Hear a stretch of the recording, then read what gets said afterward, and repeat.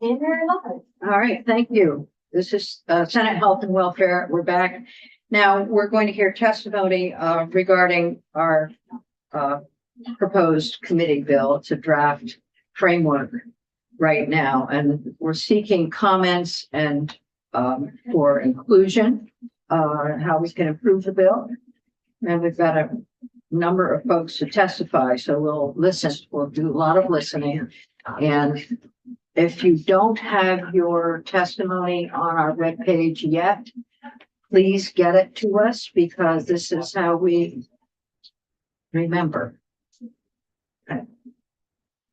And if anybody can remember the third thing that George Washington said we should be concerned about in our democracy, beside political parties causing division and of someone who wants to be a king rather than a president. I don't know. I forgot the third one. It's really important. I'm working on it. Send it to me. Okay, so now we're back on our committee bill, and David Green, you are here, and you have your testimony on. Oh, great. Oh, sorry. Hi, good morning. Thanks for having me today. Devin Green, Vermont Association of Hospitals and Health Systems. And I will just say that right off the bat, it is an outline that you have going on, but there is so much packed in there that I would hope that this would not be the end of my testimony today. We'd love to even bring a few witnesses in if possible in the future. We'll try to accommodate as much as we can. Great. Thank you. So I'll just start off by saying we really appreciate the access and affordability problem in Vermont. We want to be a part of the solution, and we want to come to the table for part one with the statewide healthcare delivery plan. We do support a plan and ensuring that we look at affordability and access in Vermont holistically, and having all the players available to come up with solutions, I think is a great idea. I was thinking about what Dr. Elliott Fisher said about coming at this from an emergency management perspective, and that there is a certain framework that we could put on this that might be helpful, and you could give or take the projection. But after an event occurs, so we just had the all-payer model. Usually, after an event happens, there's something called a hot wash, which is like an after-action report, and you take what you've learned and what went wrong, and you sort of carry that forward into the next thing. And I think that would be useful here, so that we're not just jumping from one thing to another without it informing our future actions. Another thing is a tabletop exercise. So this is where all the players get into a room. There's a facilitator, and it's a safe space to throw out all possible solutions, stress test everything, do a root cause analysis. And I think that could be helpful in this scenario as well. And then I really want to stress the role of Act 167 in this. The feasibility piece of Act 167 is happening now. We've met with the Rural Health Design Center. They presented to our hospitals last week. The hospitals are engaging with them. And so, again, I want to make sure that things are integrated and aligned instead of jumping from one thing to another and having a whole different thing. And then finally, we just need to understand the increase in cost to hospitals as well of all these efforts. Hospitals are one of the payers. Health insurers also pay for Green Mountain Care Board work. The state pays as well. So it'd be helpful to know what that increase may be. We do not support the Green Mountain Care Board review of hospital strategic plans. While we think that having a statewide plan in place makes a lot of sense, going into each individual's hospital strategic plan is really going to have a chilling effect on our volunteer boards. It's really hard enough to recruit them already, and it will significantly increase administrative burdens and costs to have a whole other structure. Right now, the hospital budget process is a good 8-month process, 6 to 8 month process, and take significant resources. It'd be helpful to understand what the thinking is here, but for now, we cannot support it. Health. So that was part one. Part two, the health system evaluation, support, improvement, and development of the statewide healthcare delivery plan. Again, if you are going forward with the plan, we would really like to see Ava's nominee as well as all the other stakeholders in that advisory committee. This is how Maryland, or this is how Pennsylvania did it with their global hospital budgets and their planning. Maryland also has individuals on their rate setting board that have hospital administrative experience and also commercial insurance experience. And so I think it would be helpful in this space. Part three, the vital piece, and hospital and integration of data. We support that. Hospitals are working on interoperability between hospitals, because we think that there is an opportunity for each EHR system to talk to each other. And so we're working on that. Yay. But the most value that we can get is through hospitals having communications with their community care providers. And so we really support Vital in that effort in developing that work. Part four, hospital budgets and payment reform, reference-based pricing. We are happy to look at proposals and to think about how to do reference-based pricing in a way that increases affordability, doesn't impact access. And in doing that, we would just like make sure that folks consider factors such as payer mix, like the amount of Medicare and Medicaid that hospitals are receiving when they're developing proposals, and give hospitals the opportunity to do the calculations of what the impact will be of the reference-based pricing to the hospital.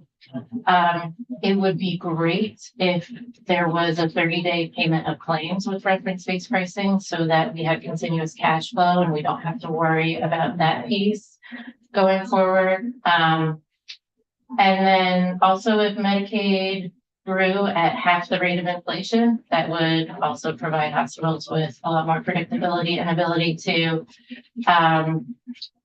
accept reference-based pricing. And then just triggers and guardrails if this isn't working out the way we plan. We know that the other states have really just implemented this to a small amount of folks compared to their population. If this is going broad, we think that there needs to be like triggers of this is not working, it needs to stop. We go back to fee for service or something like that. Total cost of care, we support Value-based payments. Yeah, our value-based payment, our global hospital budget. Total cost of care, we support it. We would like to see net patient services revenue eliminated if we're pursuing this rigorous total cost of care. There is the conversation around net patient service revenue and access because it is the amount that hospitals are paid for care. I thought that was the question. We're already at 16, sorry. Wait, we're full. He's one. Our capacity is full. We're at 16. Joey put the thing out for you all, put the tag out. Sure, thank you. I love that you're the bouncer. I am. She needs hours. Yeah. Excellent job. I counted the same time you did. So total cost of care, we'd love to have a conversation about what happens with net patient services revenue in that space. Global hospital budgets, again, we support global hospital budgets. I noticed that you mentioned, Chair Lyons, that you would go forward regardless of the AHEAD model. We think that that is difficult. Problematic. Yeah, because a huge chunk of our patients are Medicare patients. And if we really want to change services that we provide or our healthcare delivery system, It's really difficult to change if our Medicare is gonna be on fee for service because the feds don't agree to what we're doing. They're pushing the ahead model and commercial and Medicaid are something different. Will be the foot and two canoes thing. Same pair of shoes. Yes. Yeah. Yeah, we just need a really substantial portion of our patient population in order to change our behavior. GMCB regulatory duty, we're fine with the revised timeline. Our issue with that is that, you know, for a critical access hospital, it's about $121,000 to change the fiscal year timeline. It's probably more for larger hospitals, so it comes out to between $1 million and $2 million. It would be really helpful if the state could fund that one-time change for the fiscal calendar year. And so that's what we would ask, so we don't add to administrative costs. And there are different ways of doing that. Yeah. Implementing budget orders in a manner that's consistent with the approved strategic plans. Again, we are really concerned with the Green Mountain Care Board implementing a whole new process to approve a strategic plan. We're also concerned with the idea of them tying our budget to the strategic plans. And so we can't support that at this time. The reverse CON, I think with this, first of all, I need to know how it works because if the hospital's going out of business and doesn't have days cash on hand, like how does it work in that process? And then second, I do think it's worth, before we build a whole process, I do think it's worth seeing if we're going ahead with the ahead model, because with global hospital budgets, it gives hospitals the opportunity to provide those lower cost services more, or lower reimbursed services more predictably, like birthing services. You can say, I have this amount of money, and I will, I can get rid of orthopedics, I can do birthing services, that sort of thing. The ratios of executive and other administrative salaries to clinical and other staff salaries.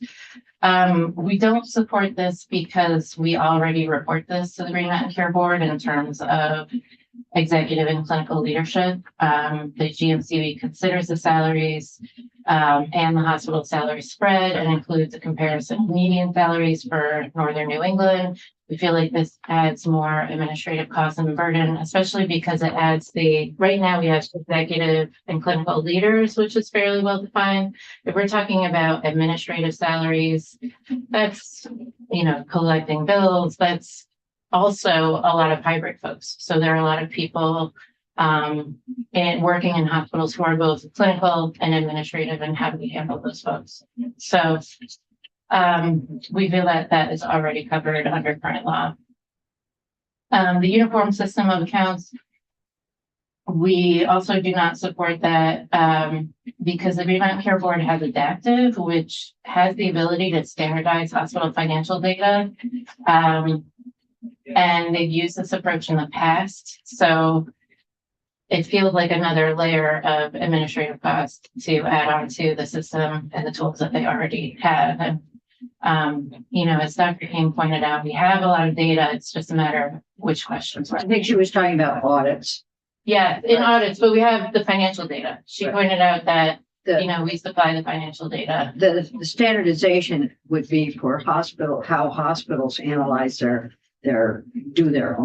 audits and standardize their own finances. So out of the Oliver Wyman report, well, it wasn't an audit, it was more how every hospital does the same thing for financial analysis. Right, and the Adaptive program does that. So it has specific fields that the hospitals have to enter and then ways to adjust that to make sure that it's all standardized. With every other hospital in the state. That's my understanding. The single auditor piece, we also don't support that, again, citing Dr. Kane and how we do have the audits available and the data available. We just need to ask the right questions. The payments for clinical services, normally I would support this. I don't support it here because we're already pursuing all the possible payment models. Then it supports it, But just because your work. hospitals really need, like, it would be very helpful to work with you in the direction that we're going in. And to have something out there that's like, we've picked a direction, we're going with ahead, and then, but wait, there's this advisory committee out here and they could throw a different payment model at you at any time. It's pretty destabilizing, for hospitals. So, The only difficulty with that is if it's happening out there, there's nothing that guides it in a statutory or rulemaking process, it can change out there and then it's different. So looking for some continuity, I guess. So if there are suggestions here, that would be helpful. yeah, and I think I'm with you. We are looking for continuity. Okay. We are looking for continuity and predictability. Alignment, Yeah. continuity. And then the additional 15 Greenmount Care Board staff. We understand that this is a lot of work. We think, and you know, there are no numbers attached to this yet, so I can't totally speak to this. Yeah, but it's over 3. But we, you know, One Care is going away. And they have staff that works on One Care certification. That we've been told is about 950, close to $1 million that is freed up, that I think that they could provide, dedicate those resources to this effort. They have the 4.1 million from Act 167 that they've been using for global hospital budgets and hospital transformation. And then we really just think, given where we're at with primary care, you know, resources that would be going towards regulations should be going to primary care in this moment, this next year. So if there are suggestions about how to move funding to primary care, that would be helpful. And then any of the other places where there might be some language that would help us align or have continuity, that would be helpful. I do understand I think we understand all your comments. It's very helpful. Knowing that we may not end up exactly where you are, but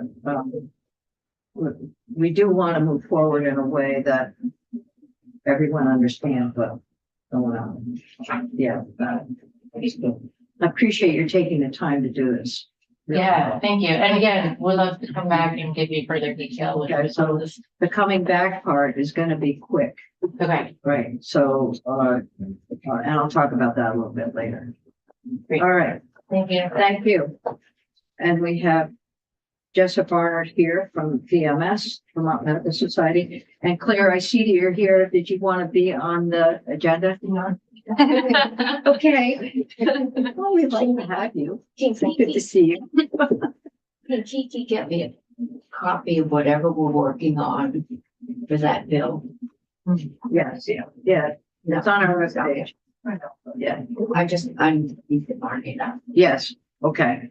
Can you get her a copy of that? That'd be great. Thank you. Good morning.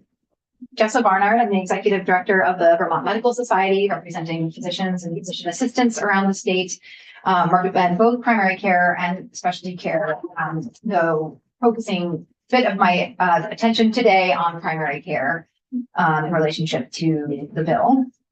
We know that one of the big goals of the bill that we support is moving Vermont forward with achieving high quality and cost effective care, and that goal is not possible without primary care services doing the screenings, the managing chronic conditions, keeping people out of the emergency department room. We know you get it. We know you talk a lot about primary care. In fact, there was a primary care, a fairly depressing scorecard released yesterday by the Milbank Fund, highlighting how we have the United States as a whole not been moving the needle on primary care investment, in fact, going in the wrong direction. That we are simply not investing what we should be in primary care, whether it's direct payments or workforce, or moving away from fee for service towards paying for volume and whole patient care. I would say, Vermont has actually done more than probably, I would argue, even any other state in trying to move in that direction. So, I think we have some things to be proud of, between the Blueprint and OneCare's programs for primary care. So one thing, it's a little bit of a little bit of a pivot from the heart of the bill in front of you, but I just have to highlight the gap we are facing in this year between the end of the all payer model and what we're moving towards with the ahead model in 2027. And so as we're representing primary care, I can't talk about health reform without talking about these 1-year needs that we're facing, because we've been in a place of payment reform. We are moving to a place of federal payment reform. And yet we have this year in the middle with a gap where we could really lose primary care practices in the meantime and not have the foundation we need to build upon starting in 2027. So in our view, any plan to support primary care needs to address that really gaping funding and programmatic hole for 2026. So I just took me about 45 minutes upstairs. I will not take 45 minutes, but I'll just name some of the gaps we are facing for 2026. The details are in my testimony. But OneCare, again, with that, whatever feelings you have about OneCare, one thing it has successfully done is merge Medicaid, Medicare, commercial payments, hospital payments into sort of combined payments for primary care services, and really supported primary care over the past 5 years. Can I stop you here? You may be going to talk about it, but I'll just throw it out because I think others may want to comment on it as well. And one thing that we've heard that OneCare has done is to build a basis for quality metric analysis through the payment system. So we'll just leave that right there. Yes, yep, I can address that briefly as well. So the two programs that we're looking at that they really use to fund primary care, there's a population health model program that's every primary care practice and non what we might think of as traditional primary care practices also have received funding through this program. So some home health agencies, designated agencies can also receive these payments. And there's a base payment and a bonus payment under that program. And then there's the independent practice prospective payment program. So a monthly payment for services, and then also some truing up at the end of the year. That's the comprehensive payment reform program. 19 independent primary care practices currently participate in that, and it's been a lifeline to these practices. 2 more years to go. What's that? 4 years ago. Well, so this is actually separate from Oh, separate. This is separate from this is a OneCare program. It's called the CPR program. Right. So there's actually a $5.5 million gap that are lost for 2020 state fiscal year 2026 until we get to ahead for these programs. That is not currently in the governor's proposed budget. So no real plan to fill that hole. There will also be, until we're in ahead, the loss of Medicare's contributions to the Blueprint for Health program. That's the community health teams, the sort of on the ground care managers, community health workers, the direct patient payments to patient-centered medical homes, the primary care practices, and the SAF program. That's $10.8 million in lost payments, and there is the state component of that built into the governor's recommended budget, and we support keeping that in the budget. And Medicare has said they will pick this payment back up when we are in the ahead model. So this is the gap, so we're in ahead. There's also going to be a need for primary care practices and all practices actually that were in OneCare to implement what's called MIPS. This is a Medicare quality reporting program that has some bonus payments if you do well, also quite significant penalties if you don't meet their benchmarks. And practices in Vermont have been exempt from this program because of if they have participated in OneCare. With OneCare going away, that exemption goes away. There are conversations with CMS about whether there could be continued exemptions when we're back in ahead, but we know for sure that is gone for 2026. So that is going to be a big lift for practices. The Blueprint and AHS have indicated they will be working to help practices learn what it means to comply. It is very costly and burdensome. And I think Senator Lyons, this was what you were relates to what you were commenting on with quality measures, that there has been a lot of work to align what the ACO requires, what the Blueprint requires, sort of what quality measures primary care practices have to report. We hope MIPS somewhat aligns with that, but we really have not done that analysis yet. It will require specifically electronically reporting quality data out of electronic health records. So those components will all have to be set up with practices if they aren't already. You've heard, I think, from AHS how they are working with the Rural Health Redesign Center to help move transformation efforts forward. There is a hospital component they are supporting. There is also a primary care component they are supporting. So we are really, and we're actually meeting with them soon. And one of our big asks will be, can they help practices come into compliance with this? So then there is also the loss of the pilot expansion program that you heard a great presentation from Dr. John Soroyan last week, maybe, or the week before, about how the expansion has been working. We think it's been successful in increasing screenings, in increasing community health team workers, staff on the ground to help support primary care. The governor's recommended budget allows carryover funding for the pilot for a third year, but no new funding. And it is unclear to us at this point if there actually is any carryover funding available. That's invested over $10 million in state and federal funds per year to support primary care. There's a sunset for a medical student incentive scholarship program that will be hitting in 2027. That's also been a really important program to get primary care providers back in the state and staying in the state for this. And there's a family medicine residency program getting off the ground to train family medicine trainees. So the point of bringing up all these gaps is to say there's a lot happening. There's a lot that needs to happen in primary care in terms of big transformation efforts. If we can't get to 2027, we're not going to be able to do big transformation. We're losing our foundation before we even get to what would we like to do better. So I really implore the committee to find, to help us get our base strong, and then look at what can we do. We are optimistic if we move to a head that includes a $17 per Medicare beneficiary per month payment to primary care practices. Setting pediatrics aside, which will largely not benefit from that program, and there may be other ways to strengthen that program. That at least would help stabilize some of these payments as well as continuing our blueprint payments. So we hope some of these, again, base supports could be built into any bill looking at payment reform or health reform, because without primary care, we can't do that work. Specific to the bill, moving beyond 2026, we do support thoughtful, creative, forward-thinking planning. We'd really, we know it's important to highlight the challenge. I just did this, highlight the challenges facing our healthcare system in Vermont. I also hope we can sort of recognize and build off of our history of innovative approaches and frame this with some positivity. And that I'm really worried about our workforce and that the continuing emphasis on sort of being in crisis. We're actually hearing already of physicians turning down jobs in Vermont, thinking that their work site is not going to exist in another year or two. And I think we're sort of putting ourselves in an even worse position by sort of only focusing on what's not going well and not having some optimism that we can make our healthcare system a great place to be a patient and a clinician. We think there is a lot of good work going on. The Act 167 report has led to some really important transformation work already underway, with hospitals, primary care, and community being led now by AHS and the Rural Health Redesign Center. We think that could, they're really, I think, will be helpful on the ground, listening to what could help hospitals and primary care be stronger. We want to support that work. We want to align that work with any future sort of directions.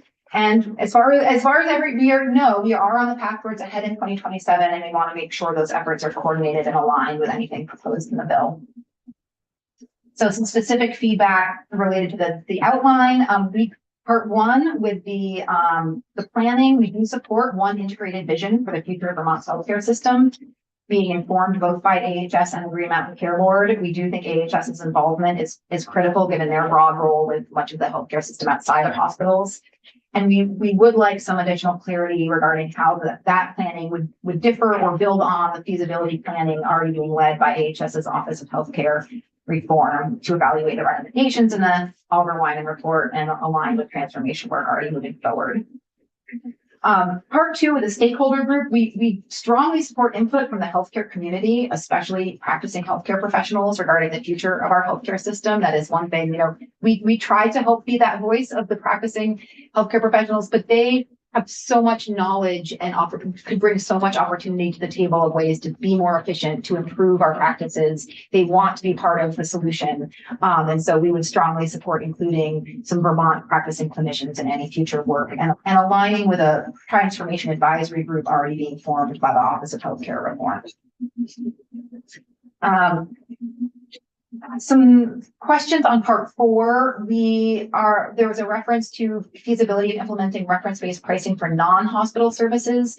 We were not entirely clear if this was for outpatient hospital services or services happening completely outside of a hospital, and what range of services that could include. Are we talking about independent medical practices like primary care and specialty care practices? Does it go as broad as dental, mental health services? And how would that information be gathered regarding their existing rates? What benchmark would we set it to? We just had a lot of unknowns about that section and whether that could help work or hurt availability of services.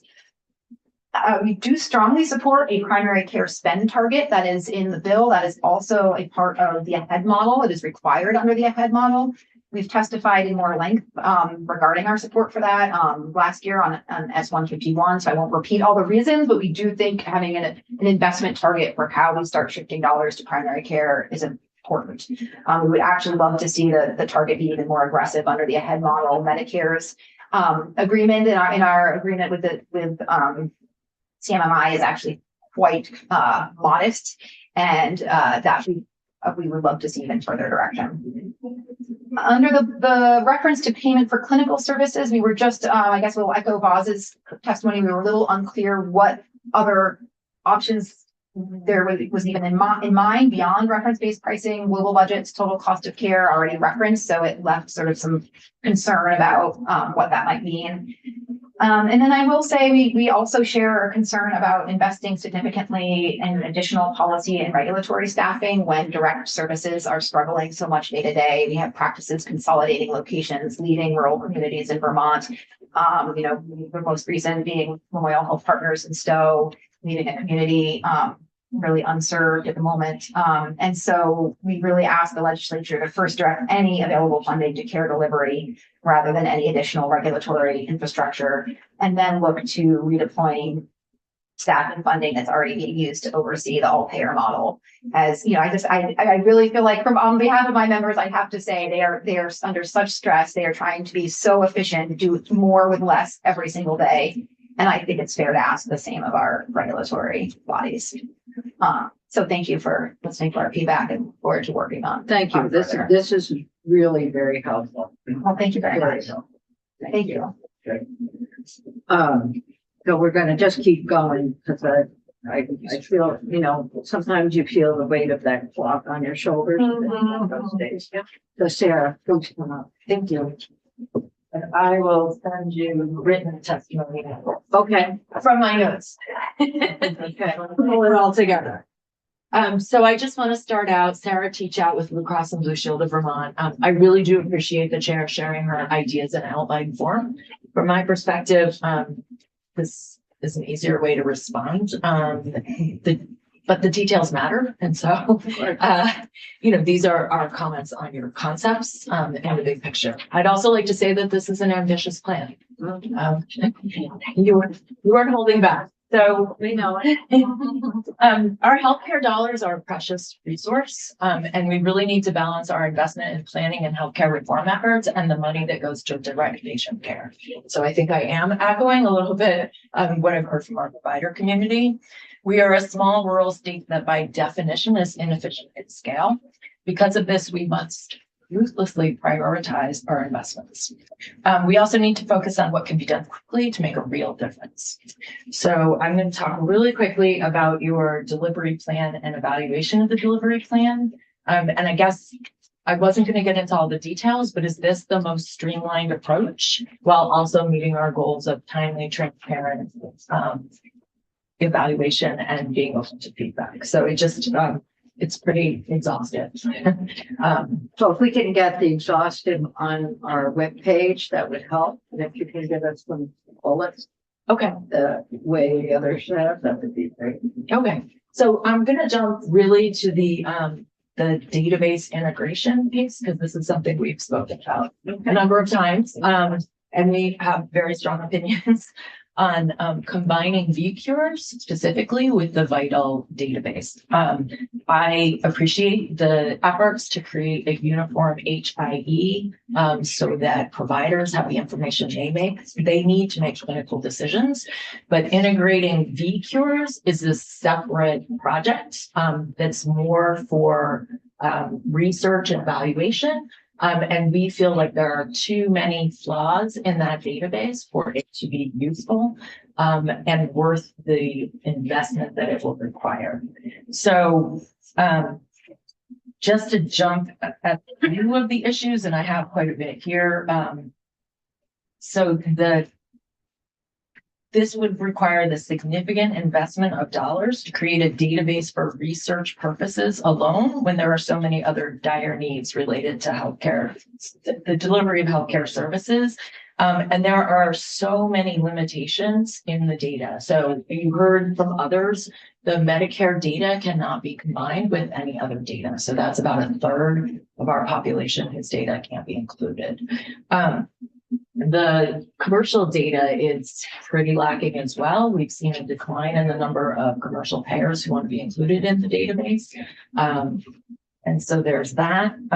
There's also some legal and governance issues with the data. I'm just hitting the high level ones, and I'll include more of this in the other stuff. But the two databases treat mental health and substance abuse data differently. There's also data on abortion and gender affirming care that is sensitive and inconsistent in its treatment in the different databases. There's a lot of human and financial resources that it takes to maintain these types of databases. And we really think again, when I say ruthlessly prioritized, is this our top priority for how to spend our healthcare dollars?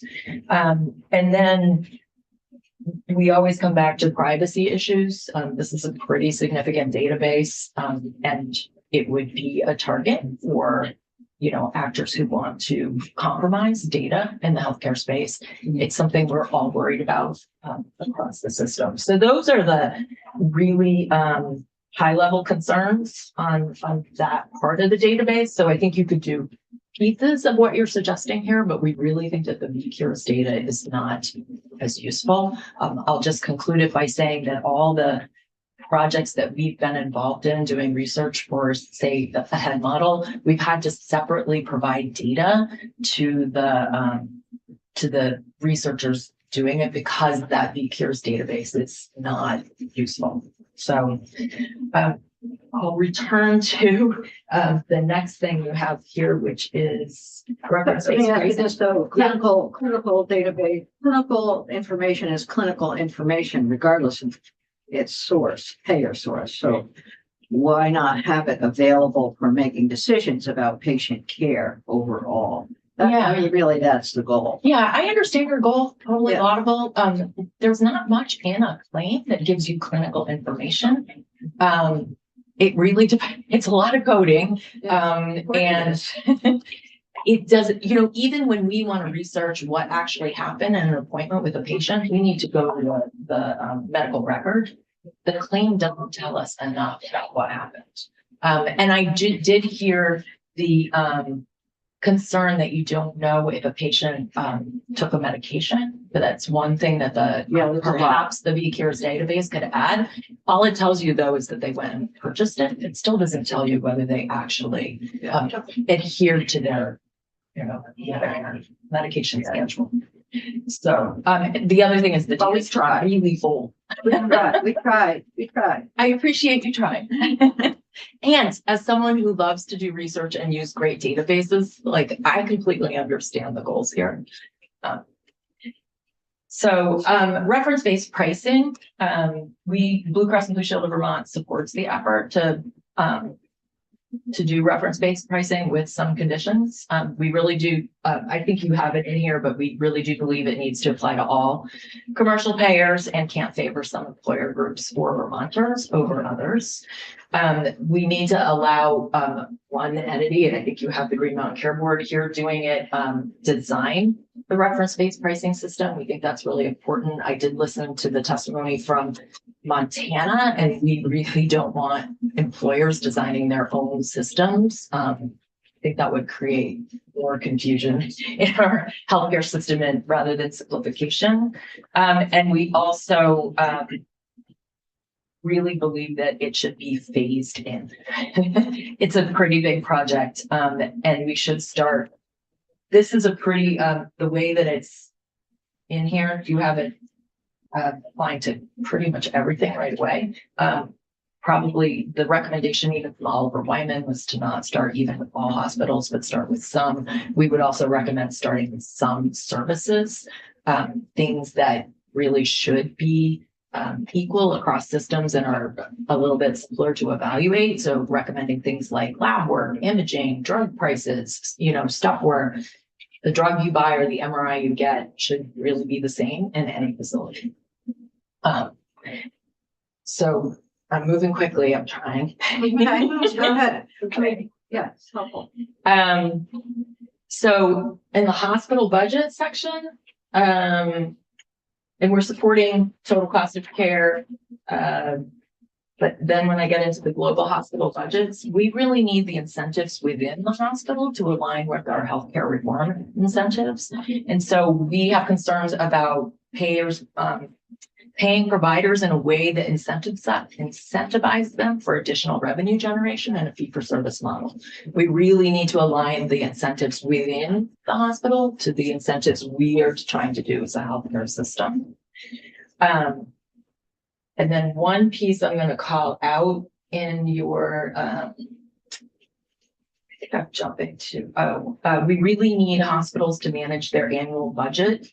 And we can't have significant overages imperil our system. If hospitals are generating more revenue because they are truly increasing access, then they have the opportunity to gain efficiencies and reduce prices without impacting patient care. So huge profits are unacceptable in a largely non-for-profit healthcare system. And I'm down here under budgets, regulatory duties, I'm a little off Right, topic. so if you have specific comments that'd be good, or maybe. Okay. Well, we think that this could be included in the Green Mountain Care Board regulatory duties. Yeah. What we've seen a lot is hospitals asking for increases so that they can maintain very high bond ratings. And we don't think that Wall Street bond ratings should be dictating the choices here in Vermont about hospital spending. How much are we charging in premiums to achieve modest interest in bond savings? Fix a bond rating here, destroy a bond rating there. And I'll attach in my written comments, there's some articles about this issue by Hoffman Hall. They have insights in an article, Ratings Matter, talking about credit ratings driving financial decisions in not-for-profit hospitals. Okay, send it, please. Yeah. We'll put it up. Okay, I'm glad you read it. Yeah. So that's great. So we just think some of our healthcare system's priorities are out of sync with the state's goals of affordable, accessible care, which is what you're trying to do here, and that's why I'm bringing it up. On the global hospital budgets, I'll jump ahead to that one. Without Medicare participation and CMMI financial support, we're not sure that the HEAD model still makes sense for Vermont. I think exploring what we can do with global hospital budgets, but maybe in a much more simplified form than the sort of grand vision behind the HEAD model, or maybe making this in your prioritization list of things to do, lower priority. Amongst all the efforts you want to make here. All of these things require significant investments. The CMMI was going to provide some offsets on the provider side.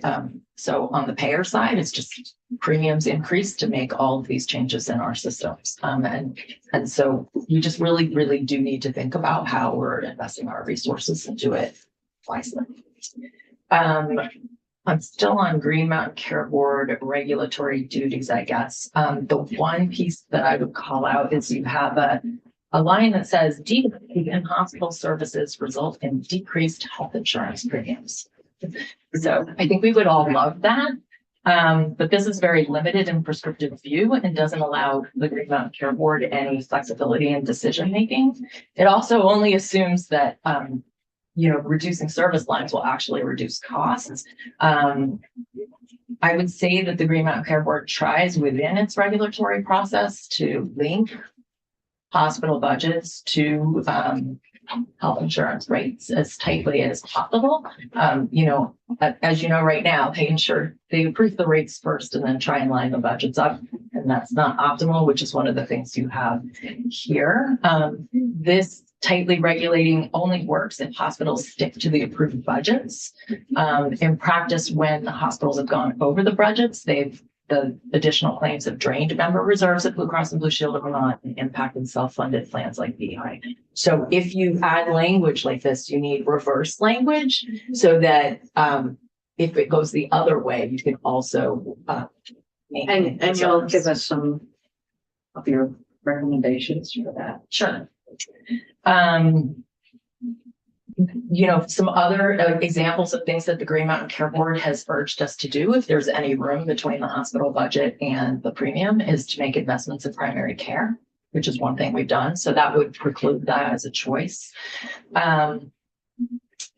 So I think it's too, I guess I'll say, I can offer suggestions, but we think it's actually too restrictive and it doesn't allow the Green Mountain Care Board to make the decisions, the latitude in making decisions across the whole system, which would be insurer solvency, investments in primary care, and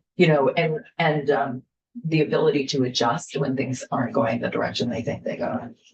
As well as quick comment on the reverse CON and hospital service lines. To date, we haven't offered any comments on the certificate of need process, but it doesn't capture some of the major investments hospitals make in new service lines because it's so focused on equipment. It's equipment heavy. And so one of the most important decisions is how much the care is going to cost patients, not only the investment in the service. And then are we providing this care in the most efficient manner possible? So I think those would be the questions, not only on the reverse CON, but on the things that you're adding. Two recent examples are the tear surgery I read about in today's news. Haven't read it yet. Oh, well.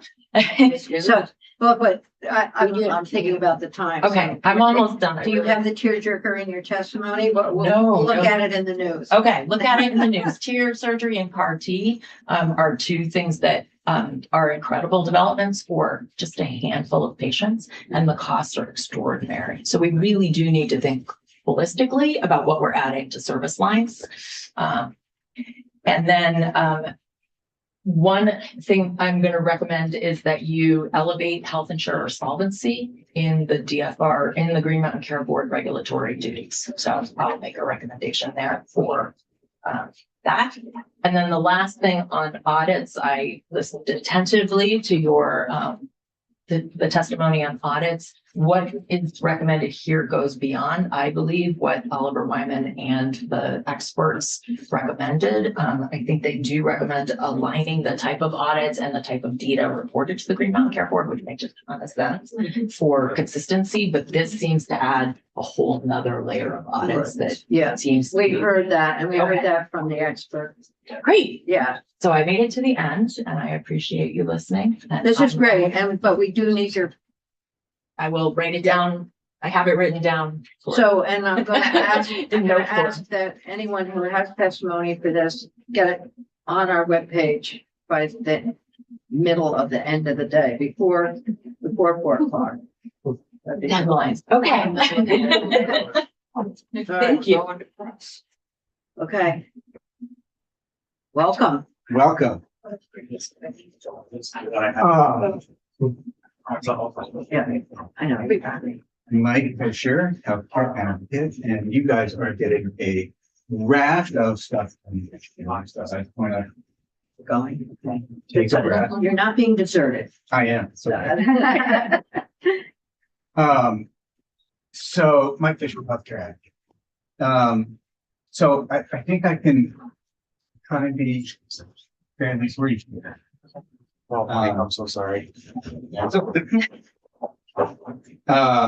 from the healthcare advocate's perspective, if there's one thing you do on this list, it's reference-based pricing. The board already has provider rate setting authority, and giving them a directive to plan and do it well and implement it, we think makes sense. Like others have said, take plans that require a good federal partner off the list. We don't think it's hard for me to fathom a world in which a payment reform plan that has the word equity in its title is going to live in going Hello. forward. I think people don't realize that the E in ahead is equity. The E in the head is equity. That was exactly what I was going to say. I just can't imagine that has any viability. And I don't think global hospital budgets works without, like others have said before me, Federal. without being truly global and without Medicare, it is not global. And we agree, focus on creating a master plan. There are a lot of plans out there. HRAP, the State Health Improvement Plan, the Community Health Needs Assessment, the Act 167 process. All of these are good and important in their own ways, but creating a master plan that has real teeth, measurable outcomes with a clear method of evaluation with enforcement if goals have not met makes sense. So that's just the high level takeaway. I'll go into a little bit more detail. Like Blue Cross just expressed, we have real concern about the prospect of using claims data in a clinical setting. Clinical data needs to be accurate and current. Claims data is neither of those things. And I recognize that. Oh, I missed a section to that. I recognize that that there is an effort right now in AHS to measure, to test out whether Medicaid claims data could be useful in a clinical setting. And curious to see whether that tests out with any usefulness. So like others have said, I want some real information, but I want to remind us that even if that proves to be useful in a Medicaid setting, It may not be useful in a. Medicaid is complete. The data set is complete. Commercial is anything but complete. And so even that test isn't going to inform completely whether it makes sense. And as I said earlier, reference-based pricing, we think, is an important step forward system-wide. And like others have said, he's done carefully and in a careful fashion. We can't break things here. We have to do it right. My biggest fear at this moment is not just that we can't afford the system, the cost of the care that we're providing right now. My concern right now is that we're not paying for the care that we're giving right now, leading to insolvency everywhere we look. That's ultimately what the crisis is it? Yes. That we're doing. And the subset of that, we support primary care spend targets, like others have said. I want to talk for a minute about the timeline of rate review and hospital budgets. Every year, at about 3/4 of the way through rate review, hospitals submit their budgets, and the carriers say, "Wow, that is proposed to go up more than we expected, and so we need to increase our rates." And so it's not ideal the way we're doing it, but I want to recognize that there's arguments on both sides. As long as the board lives up to its commitment about how much of the hospital budget requests they're going to grant.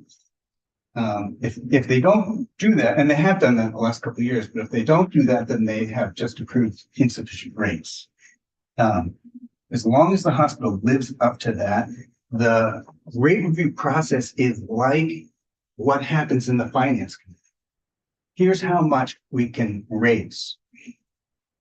And then the hospital budget process is like what happens in the appropriations committee. Here's where those precious dollars are going to go in the hospital system. And so I know that in this building, there's often a discussion of, should the appropriation committee go first or should the finance committee go first? Ultimately, they do have to go together.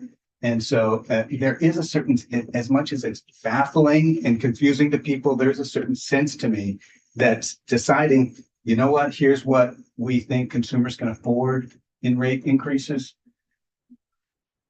I have to pause on that because I think we all recognize consumers can't afford it. But there is some sense to that. It's not a slam dunk for me, I think is what I need to say. And then really briefly, we support giving the board the authority to approve reductions to services. I know that's been framed as a reverse CON. That makes sense to me much more as a hospital budget exercise than a CON exercise. But we support the concept. I want to reference S63 on your wall has a provision in that we think it's vitally important that the board has the authority to enforce hospital budgets. You're talking about S63. S63. Yeah, we're going to try and do something with that. We think that's important. Yeah. And then I know there's been a lot of discussion about audits. I think one thing that hasn't been discussed much here is the concept of a claims audit.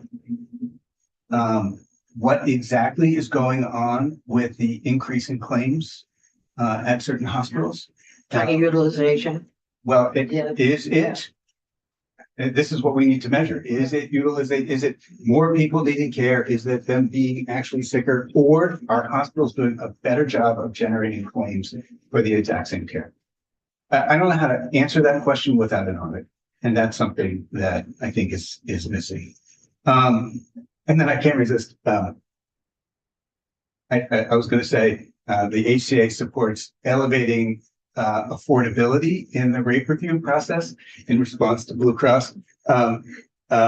Currently, the board has this very difficult task of balancing, in a basic way, affordability and solvency.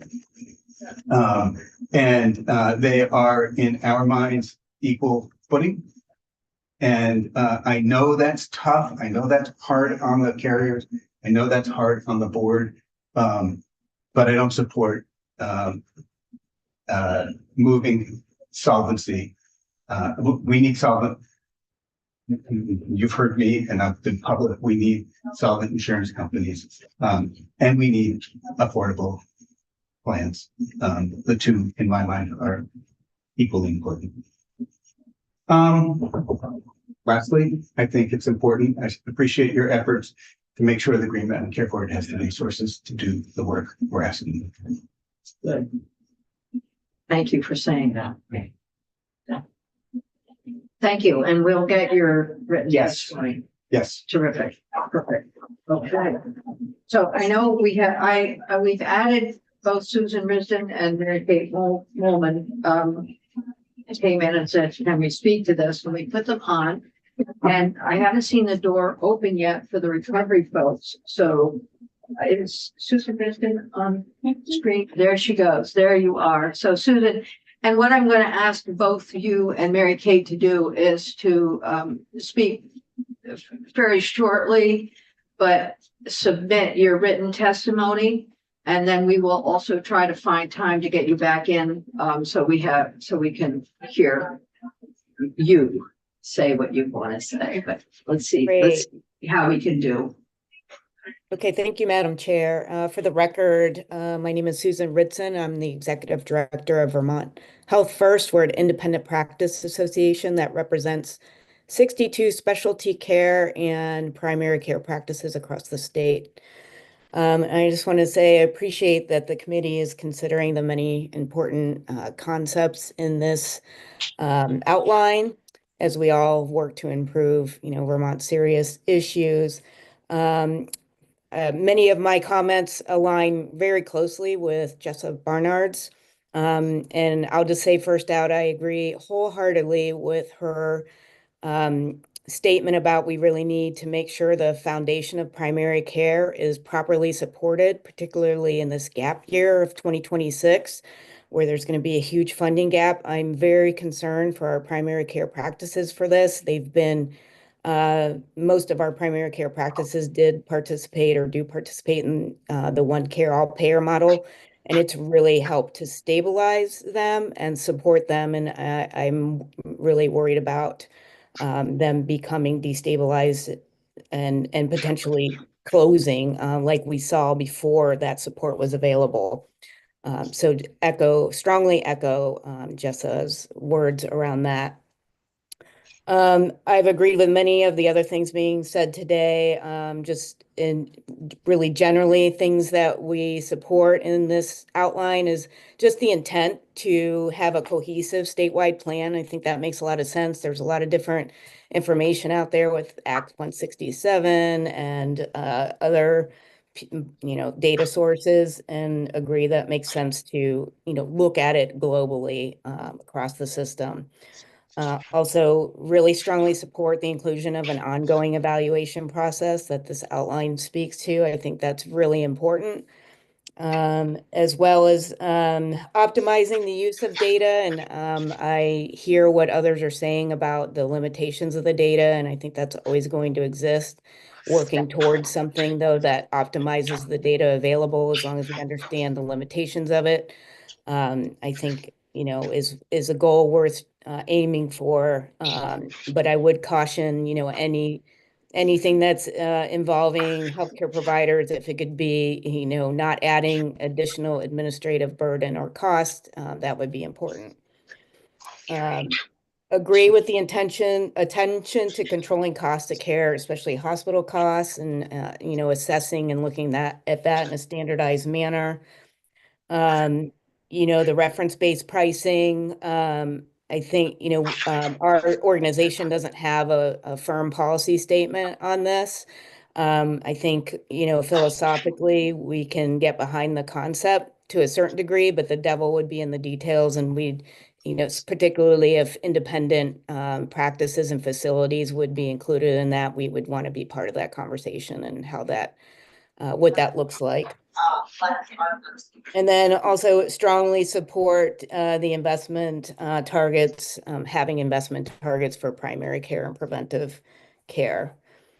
Let's see. The thing that was less clear to us in this outline is just who would ultimately be leading this effort. It does seem like it's a Greenmount Care Board and AHS combo, which is sort of what we're doing now. But what would this advisory committee be doing? Would they ultimately be the leaders? And how does that align, or is it analogous to the Division of Planning and Effectiveness that's outlined in Act 167? And would just advocate for whatever that looks like, that it be inclusive of, the various stakeholders and healthcare providers. And just appreciate you continuing to consider the impact of any of these policies on independent practices and other non-hospital entities. It does seem like you're doing that here. And then I know there's been some talk about this, just the alignment with the head, and just making sure that if that model does move forward, that whatever language makes it into the bill, aligns appropriately with that. And I'll leave it with that, and I can put my thoughts in writing and share that with the committee. Thank you. That's very helpful and greatly appreciated. So please do send in to Kiki ASAP. It's really important to us, over the next week, couple weeks with this. Thank you. Okay, thanks for the opportunity. I appreciate it. All right, and I know we'll probably see you again. I hope so. Yeah.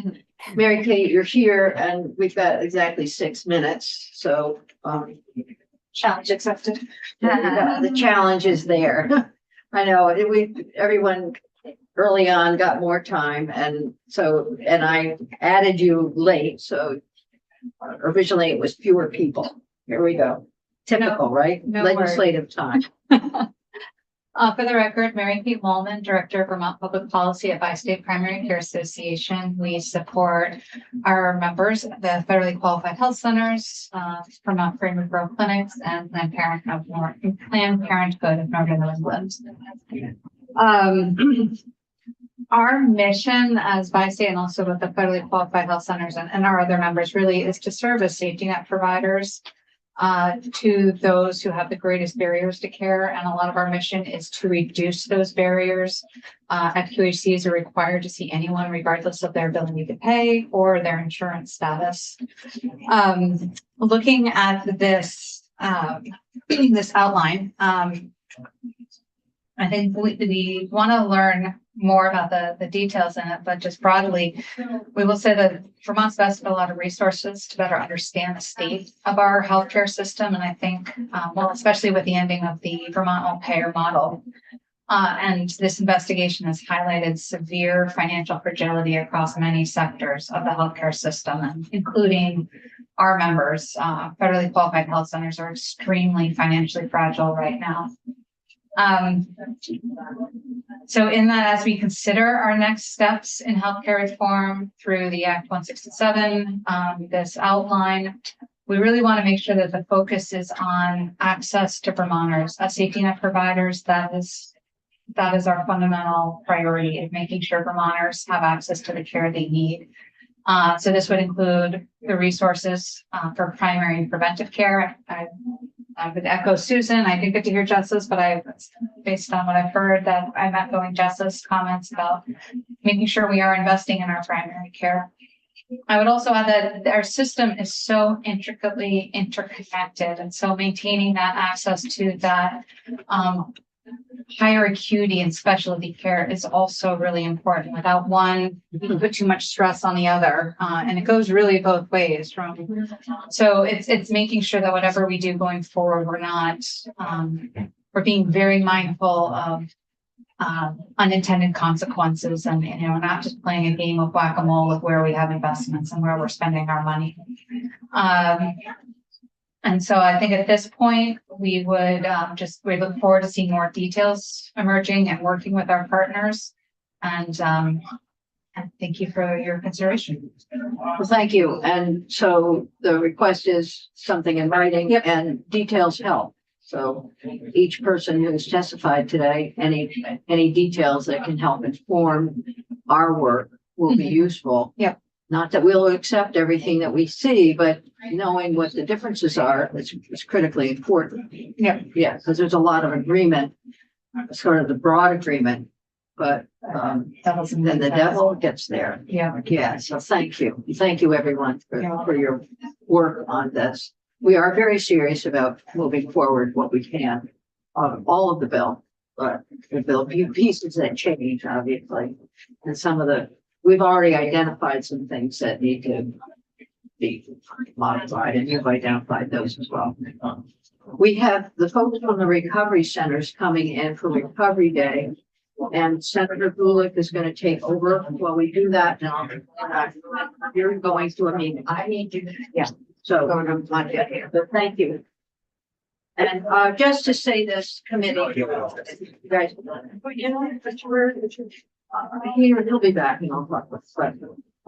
Just to say this, here's your assignment. You mind closing the door?